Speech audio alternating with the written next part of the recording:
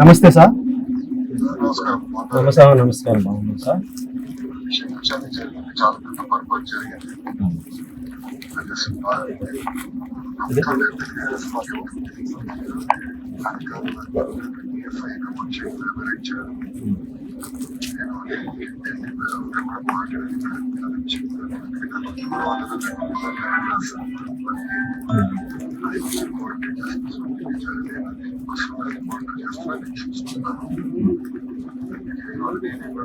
Statement ఇచ్చాను. ఇంకా కొన్ని మనం చేర్చకుండా చేసుకున్నాం. దాని బాధ్యత చేసుకుని కాసేపు నుంచి నేను ఒక బస్సు కూడా రిటైర్ చేస్తే ఎప్పుడు ఉన్నా కూడా అదే సార్, బస్సు ఆగస్టు నుంచి ఆగింది సార్. అది బస్సు ఆగస్టు నుంచి ఆపినారు సార్. అది అయిపోయింది సార్. నేను ఆర్డర్స్ ఇచ్చేసి చేసుకుంటాను. సెట్ చేస్తాను సార్. అదే సార్, మన నేను చూసుకుంటాను సార్.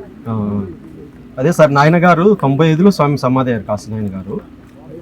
ఈయన మన యొక్క సిరిడిన సాయినాథన్ లేక ఈయన గొప్ప మహనీయుడు మా యొక్క ఏరియాలో. నాయన గారు ఎన్నో వందల ఆశ్రమాలు ఉన్నాయి. నాయన గారు వచ్చిన తర్వాతని ఈ అన్నదానం అనేటువంటిది తెలిపాడు. ఫస్ట్ తాతగారికి కూడా ఆ యొక్క తిరుపతిలో అన్నదానం చేయమని కూడా నాయన గారు చెప్పడమే అది. ఎందుకంటే స్వామి ఆయన ఈ యొక్క హైదరాబాద్ కానీ ఈ మొత్తం ఈ రాయలసీమ ఈ తెలంగాణ ఎన్ని ఏరియాలన్నీ బాగా తిరుగుతుండేవాడు ఆయన. కాబట్టి స్వామివారికి నాయన గారు 95లో ఇక్కడ జ్యోతి క్షేత్రంలో సమాధి అయినారు. సమాధి అయినప్పటి నుంచి ఈ 4 రాష్ట్రాల్లో ఉన్నటువంటి భక్తులందరూ లక్షలాది మంది స్వామివారి దర్శనానికి వస్తూ ఉంటారు. ఆయన ఆరాధన కూడా డిసెంబర్లో జరుగుతుంది సార్. దత్తపౌర్ణమి స్వామి సమాధి అయ్యారు.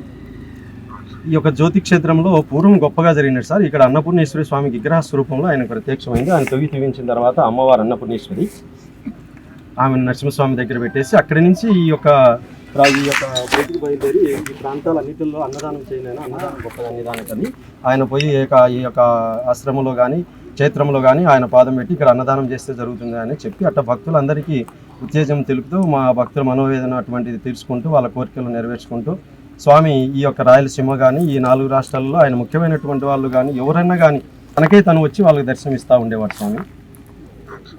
కాబట్టి సార్ ఇక్కడ వీరారెడ్డి గారి టైంలో సార్, ఇక్కడ వీరారెడ్డి గారి టైంలో రోడ్డు వేయడం కానీ కరెంటు ఇవ్వడం కానీ కాశీనాయన మండలి పెట్టినది కూడా నాయన గారి టైంలోనే. మన చంద్రబాబు నాయుడు గారి టైంలోనే ఈ మొత్తం అన్ని జరగడం కూడా ఆ యొక్క క్షేత్రానికి కరెంటు కానీ రోడ్డు కానీ మండలం కానీ అభివృద్ధి పని అంతా కూడా మీ టైంలోనే జరిగింది.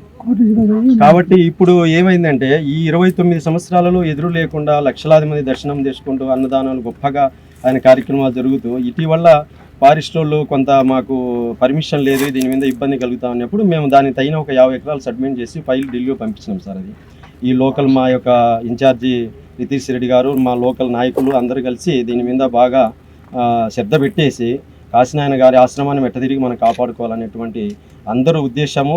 మరి తరువాతి ఉండే భక్తులు వేలాది మంది కూడా లక్షలాది మంది కూడా ఆయన యొక్క సమాధి సంస్థానాన్ని మనం కాపాడుకోవాలనేటువంటి సంపూర్ణ భావంతో మేము కార్యక్రమం చేసి ఫైల్ కూడా ఢిల్లీకి పంపిస్తున్నారు సార్ మా వాళ్ళు లోకల్ వాళ్ళందరూ కలిసి.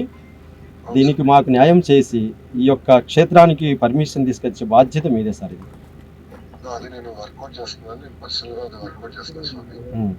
ఇమీడియట్గా 2 విషయాలు. ఒకటే బస్సు ఒకటి నేను 4-5 రోజులు కూడా అది ఇమీడియట్గా మళ్ళీ ప్రారంభిద్దాం. రెండోది ఏదైతే వీళ్ళు మాకు చెప్పకుండా చేసిందో అది వ్యక్తిగతంగా నేను చూసుకుంటే స్వామి, అది ఇంకోసారి జరగదు.